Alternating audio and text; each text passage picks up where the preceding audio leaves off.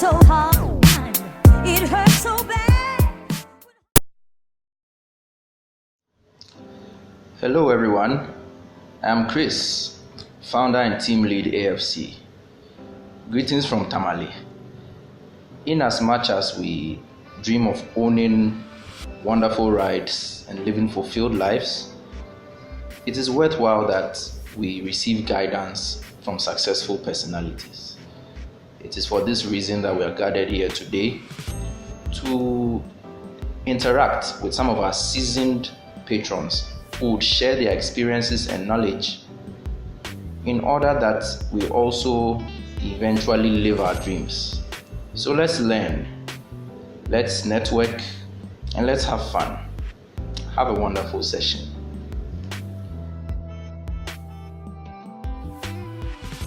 I'll try as much as possible to make it fun for us all. I'm sure you all know my name. For those who don't know my name, I'm Arthur Bachman. On the group, I'm known as the Red Line program. We've heard Chris's message to us. The reason why we're here basically is we all have dreams and aspirations. We all want to achieve big things in life, and it's always important and key for us to sit under the feet of those who have taken a step ahead of us, to learn from their mistakes and probably gain some insights into how we can achieve what we want to achieve. And believe you me, the things we hear today it cuts across all fields, not necessarily a specific field. It cuts across all fields. So without much ado, I would like to introduce our facilitators for today. So first on the list, the only man in Ghana to beat a Lamborghini Huracan. Performante. The only man, a Ghanaian, to be given the title El Matador. The chocolate man of Ghana. Too sweet. No one else but Mr. Lloyd Ashley. So, Mr. Lloyd Ashley, please. Okay, the second person, some of you don't know him very well, but those who do,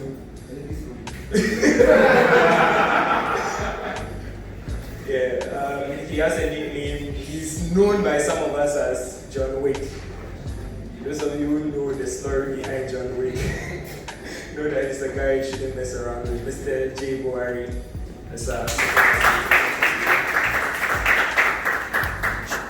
Now the third guy, the most boys guy I've ever met on the page, next to NS1. I think he and NS1 compete. Most of you know him on the page as Kwesi Auto Consult, but his actual name is Mr. Jeffrey Abuaje Asari, sorry. He's our third facilitator. So it's very imperative that we learn from these three big guys so that we don't make any silly mistakes in the future. So our first topic or our first tidbit will be the individual and the mindset. And I'm sure a lot of us have heard mindset. You watch motivational videos, they'll be like, yeah, you have to have the right mindset, all those things. So since you have the microphone, I'll ask you first. So when we talk about mindset, what exactly are we referring to? Okay. Good evening. Good evening.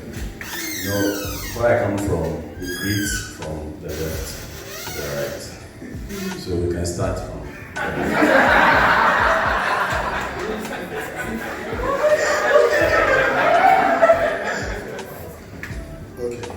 When it comes to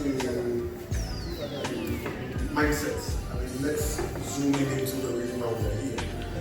When it comes to, it still comes from you as an individual.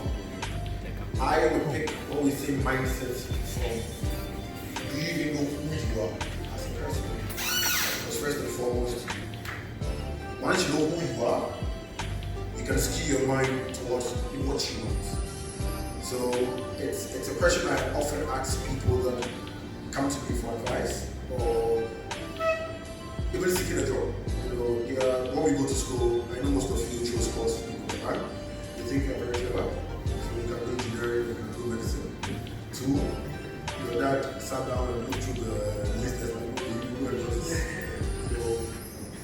And truth be told, often than not, you realize that the smart ones who were in school are often not, they are the ones that are successful. It's often those who were considered as the blockheads or the average people, they are the ones who are successful. Except that there is negative trend and low. All being that, when we are down, we'll think through deeply. I know I'm not clever. I have to survive. So we will spend time to think through the next step. That is when you tend to know, this is my strength. I always, because we are in the car fraternity, I'll use Jay as an example before I make a myself. In the sense that when I met Jay, and we are in Jay, auntie, but okay, so you get to meet Jay, and you ask yourself the simple question. This is somebody who has found that not just a passion, because passion floats a lot, but a business out of a passion. Through our interaction, I realized that the mind was created not today. The mind was created long ago. A path was chosen, and today, you are knowing him now, but he's been doing it over a period. How do we know ourselves very well enough that if we are to ask every individual here, what is the next step in the next 5 years? Is your mind skewed towards a point? Or all you're going to say is that, get a job. You don't even know the job. Get a job. Make money. First and foremost, who are you when we say red line freak? Who are you when we say Darren? Who are you when we say Badger? It's very, very important that you know who you are. And when we say who you are, we're not just talking about the name. The kind of answers you give would tell any, should I say, smart person that you know who you are as a person. Then the next question will come. Okay, what is your strength? What is your this? First and foremost, it's who you are as red line free. That is something that, if at the end of this session, we give ourselves even 1 week and we can tell ourselves who we are, I think we don't need to sit here.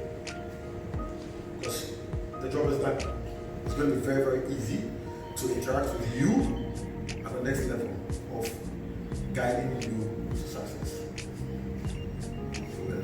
That was very deep. Who are you? Who are you? Who are you? Let me ask someone. Who are you?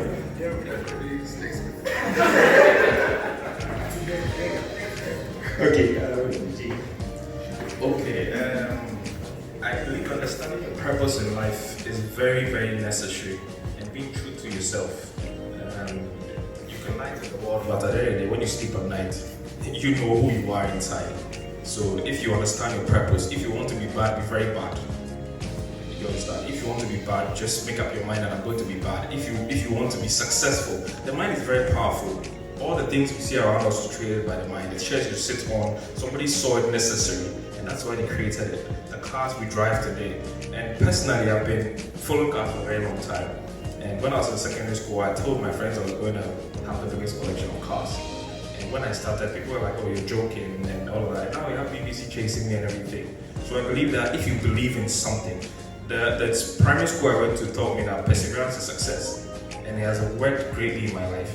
So anything you want in this world, you are your limitation. You are your own limitation. Just focus your mind, develop a plan, and execute it. You're not going to execute it overnight. It's not something that's going to take like 2 days or whatever, but make sure you kill it. Believe that you're the best and you're going to be great at it. Okay. So I passed the mic. I'm back. Terminator. Okay. So the mindset, it's a mind and it's a set.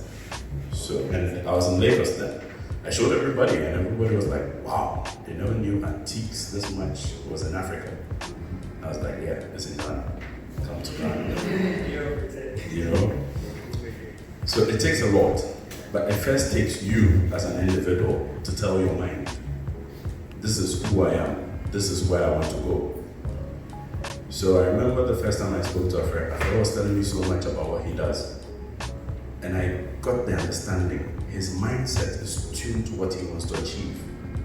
So till you tell your mind what to have in its set, I'm sorry, you cannot achieve whatever you want to achieve. You can write all the goals you want in the world, but there will be no keeper to catch them. So that's all about mindset. Okay, so a follow-up question to that. Lloyd spoke about knowing who you are. He also speaking about, Jay spoke about being true to yourself. He also speaking about set of distractions in your mind that help you achieve your goal. So coming back to Lloyd, although since you're on the mic, let me start with you. How does one, let me say, program the mind, to like have this set of parameters that, even in the face of challenge, those parameters kick in and, it gives you the oomph, to keep fighting and going on. How does someone develop that mindset? Okay, so I'll give you an example. When I was like 10, I used to tell my dad I wanted to be James Bond. So, that's what my dad said. Whenever you watch James Bond, I think back then it was Sean Connery. Yeah. He asked me, when you watch James Bond, does he look black? At 10. I mean, what do you think? Then he asked me, does James Bond speak like you? I was like, then he asked me, where's James Bond from? So he's a character, he's an English character, right? So he tells me, be your own James Bond. So some ladies tell me I speak sleek. Is it true? Can anyone confirm that? Any of the ladies? Okay, so and identify things that can build you as an individual, right? So whenever your name is mentioned anywhere, there has to be something that characterizes you.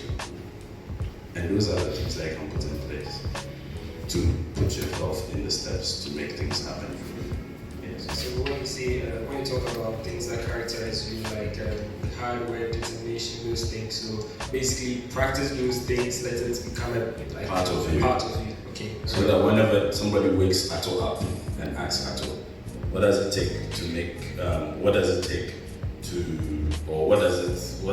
Porsche 911 have?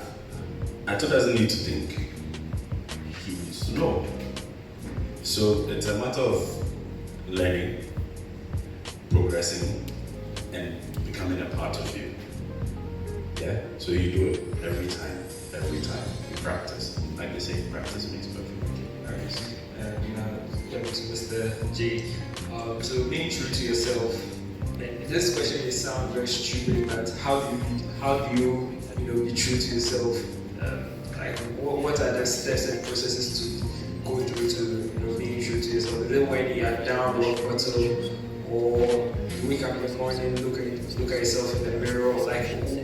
How? Maybe if you have a personal example, how did you get to the point that, okay, this is me, like I am this, me this, like this is me. How did that happen? There's a saying that an empty pocket, a hungry stomach, and a broken heart, those are the things that reveal your true self. So at the end of the day, you know who you are. Like you know, if you tell yourself that I'm the richest person in the world, you know you have 10 pesos. At the end of the day, you have to focus your mind that I am going to be. Self-development is endless. I mean, you can never finish developing yourself. You can never get to the point and say that, oh, I've arrived. I've finished learning. We all keep learning every day. And if you know that these are your highs, you have to know your highs and your lows. So you develop your highs. You know that this is my power. I can build a ship. I'm good with this, I'm good with that. You develop that, do more research, figure out how you can make yourself better, learn more languages. If you decide that you're going to build ships in China, learn Chinese. If you decide that you're going to walk from here to Accra Central and you get to 37 and you're tired, it's the hunger inside you that will keep pushing you. It depends on how hungry you want that. Probably you're going to Accra Central for whatever, you don't know, probably that's your dream. You keep walking, every step is going to be a reminder of why you're going there. So you keep The full scholarship. And he was like, he didn't even know he was good at design. He didn't even know. But from a few 1 week interaction, we gave them some tests. Realized that they started getting or grasping who they were. Completely different from all his years from childhood to university. It's the indication of who I am. That is why I'm saying that for us, who sits on the other side, when we see young people, or when we can find young people who can identify who they are, we know that they will be successful. So it's so important that I would say that we should spend 2 hours identifying who we are, and we realize that the story will be different. That's very powerful. Okay, you want to add something to that? Well, yeah, fear has killed a lot of potential. Fear. People go to school, they are employed in a company, and probably they have an idea or a hobby which they can commercialize, but they have a consistent income. So they're afraid, hey, what if I go and start this business and it's not successful? What happens? What, this company I'm at, I get monthly salary, so let me just stay there. Meanwhile, the world needs your service, your hobby or whatever you thought, oh, it doesn't make sense. This thing is not going to work anyway. It's going to revolutionize the world. But a lot of people are afraid because they don't know what tomorrow will do. They feel like, oh, let me just stay here. Let me just stay here. A lot of potentials have been killed like that. If you want to add something. Well, Lloyd talks about who we are, and Jay talks about us, going in for our potential. He talks about something where people get a salary and then they are okay with the salary and they are happy with it. And it comes to what I want to talk to about. You see, a salary, as you earn, is not the same as a payout from a business 10 years down the line. Those in the business industry understand what I'm saying. That doesn't take out consultancy. Now, we need to understand this. The fact that today you see your friend who's probably working for a bank, driving a nice car, does not limit whatever potential you have. Because whatever you're selling or whatever you have in your mind might be that core function that probably that bank will need in the next 2 or 3 years. So as much as we have friends, as much as we have colleagues that are sometimes, should I say, moving ahead of us, it shouldn't put us in despair. It shouldn't make us feel, oh, Charlie, but my friend, we all graduating, he get job, they do this, they do that, they do that. You could actually be at home for 10 years, land a contract in 1 day, which can catapult you 20 years. It is life. So never feel that you are racing anybody. Like Lloyd said, it is critical we identify who we are. Because if you do not do that, you would realize that you've spent majority of your life actually sitting on your real gold mine, and others would have outrun you.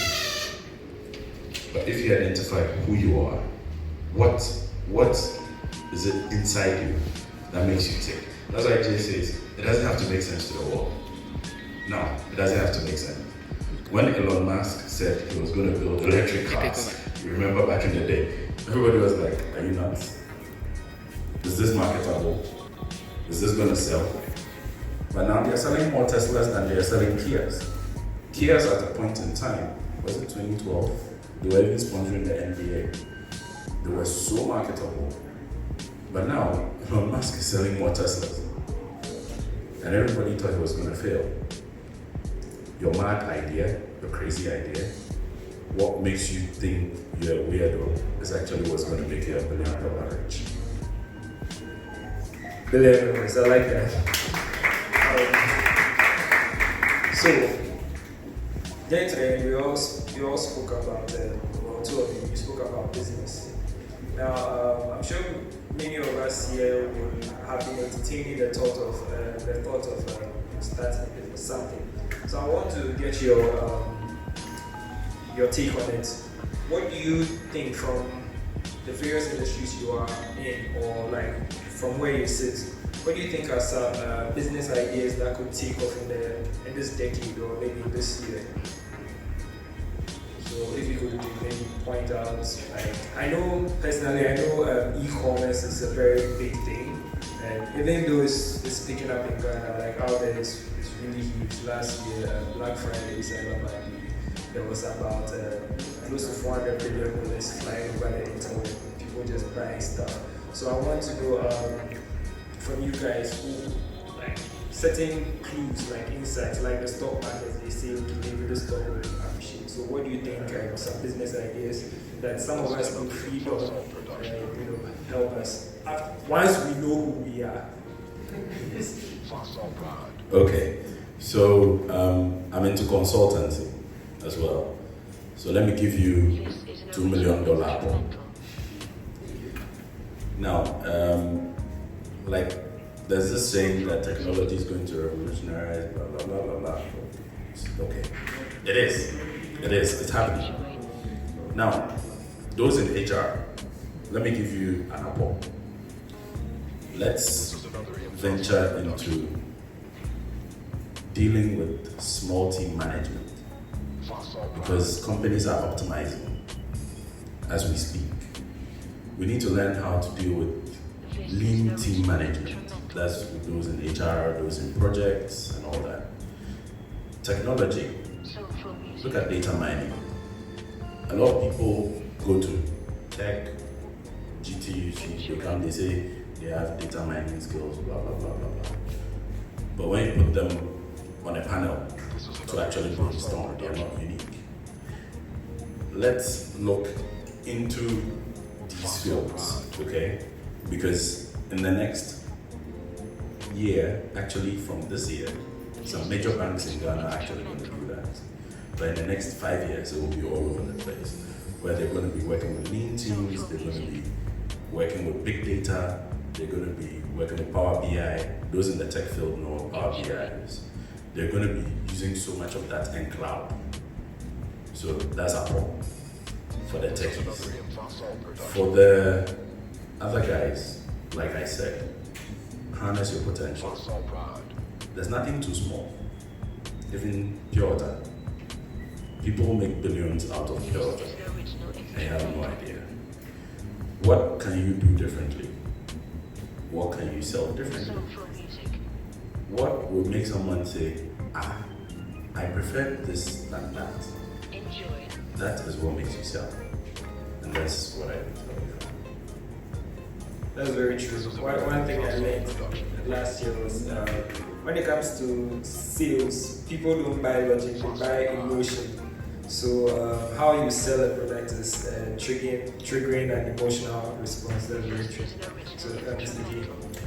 Yeah, I'll say that as far as I'm concerned, every market is quite saturated. The property market is saturated, the automotive market is saturated, everywhere is saturated. If you focus on money, it can affect you. Because if you say that, oh, God is selling houses, so I want to also go and sell houses, it will surprise you that nobody will even call you. Yeah, but follow your passion. If you follow your passion, you love what you do automatically, and if you love what you do, you're going to do it well, and the money will come.